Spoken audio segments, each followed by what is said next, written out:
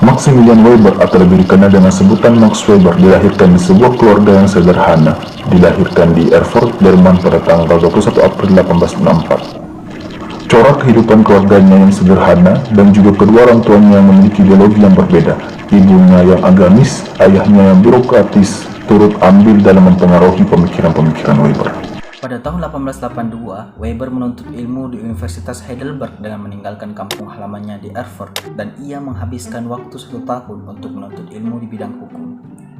Weber kemudian meninggalkan kampus dan mengikuti wajib militer selama 1 tahun. Setelah menyelesaikan wajib militer 1 tahun di 1884, Weber tidak kembali ke Heidelberg dan memutuskan untuk ke kampung halamannya di Berlin dan melanjutkan pendidikannya di sana.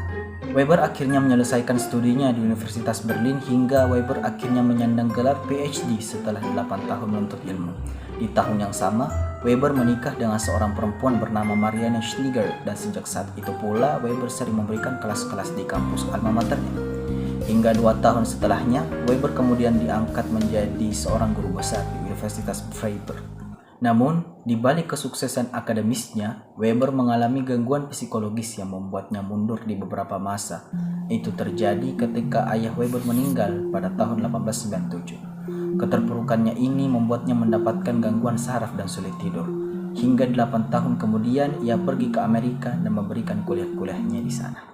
Beberapa tema yang diambil menjadi tema buku atau yang menarik bagi Weber diantaranya adalah politik, economy, religion, and social. Menariknya, gangguan psikologis ini tidak melumpuhkan semangat akademisnya, hingga akhirnya Weber dapat melahirkan karya-karya dengan tema tersebut. Dengannya, jelas bahwa kedua orang tuanya memberi pengaruh besar atas pemikiran dan perkembangan dalam pemikiran Max Weber di kemudian hari. The Protestant Ethic and the Spirit of Capitalism merupakan karya yang Weber coba untuk mengadakan dikotomisasi pengaruh-pengaruh orientasi keagamaan antara Protestan dan Katolik dalam wilayah kegiatan etos kerja. Weber menemukan kenyataan bahwa dalam konteks Eropa modern, pemimpin-pemimpin niaga dan pemilik modal, maupun mereka yang tergolong sebagai buruh terampil tingkat tinggi, perusahaan modern yang terlatih dalam bidang teknis dan niaga kebanyakan adalah para pengikut Protestan. Jika kita lihat pada awal-awal abad ke-16, maka akan terlihat bahwa terdapatnya orang-orang Protestan sebagai orang yang memegang kekuasaan dan keterampilan dalam bidang teknis dan perniagaan.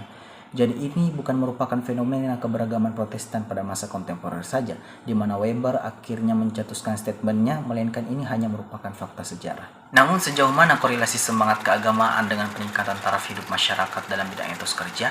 Apakah doktrin keagamaan Protestan telah menghantarkan kemajuan etos kerja tersebut? Ataukah sebaliknya, ada unsur sosial yang lahir dari sebuah fenomena kemodernan itu? Kemudian, ketika karya Weber dikaji oleh para ekonom yang menekankan pengkajiannya pada kepentingan kewirausahaan dalam proses perkembangan etos kerja, didapatkan bahwa etika Protestan Weber dapat dijadikan sebagai suatu orientasi keagamaan, suatu orientasi ideologis yang berorientasi pada pembentukan diri ke arah peran wirausaha, sehingga maksud yang dimaksud oleh Weber terdistorsi dan tereduksi ke dalam masalah etos kerja. Pada umumnya, mereka yang memakai penafsiran ini diawali dengan menganalisa berbagai kelompok keagamaan di Asia untuk melihat apakah contoh asketisisme duniawi, signifikansi religius kerja dalam sebuah panggilan yang berhubungan dengan etos kerja yang sukses. Dan selanjutnya, Weber sering ditafsirkan secara sempit, terutama dalam pengkajiannya dalam hubungan agama dan kapitalisme. Para penafsir hanya menekankan pada unsur motivasional yang memberi tekanan pada hubungan-hubungan yang samar dan tidaknya antara keyakinan kultural dan religius dan hasil-hasil tingkah laku. Dan inilah yang menyebabkan maksud sebenarnya dari Weber dalam karyanya yang menjadi hilang. Penelitian yang dilakukan oleh Weber dalam bukunya yang berjudul The Protestant Ethic and the Spirit of Capitalism mengungkapkan bahwa agama Protestan di Eropa Barat telah membantu melahirkan dan melembagakan nilai-nilai universalitas akan kebutuhan untuk berprestasi. Weber menyimpulkan bahwa munculnya kapitalisme di Eropa Barat disebabkan oleh ajaran John Calvin.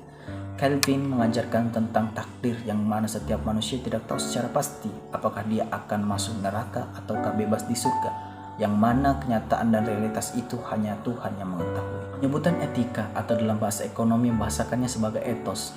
Max Weber menjadi pelopor pertama yang menganalisis studi relasi agama dan ekonomi dalam karyanya yang berjudul Etika Protestan dan Semangat Kapitalisme. Weber menolak pemahaman-pemahaman sebelumnya yang menyebutkan bahwa agama hanya ritual semata. Weber menganggap pemahaman tersebut hanya doktrin gereja Roma yang ditanamkan kepada penganutnya supaya penganut agama Katolik tidak berpindah ke agama Protestan.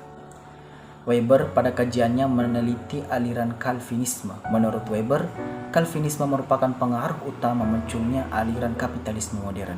Aliran ini mencoba untuk menafsirkan ulang secara sekuler dari dunia modern sebagai sebuah hasil dari penafsiran kehidupan menurut Calvinisme. Aliran ini memberikan gebrakan mengenai arti dari bekerja pada zaman sebelumnya, di mana Thomas Aquinas yang menyebutkan bahwa bekerja itu hanya diperlukan untuk memelihara dan membiayai individu dan komunitas semata. Dengan ajaran ini, manusia dituntut agar selalu berusaha maksimal dan bekerja keras.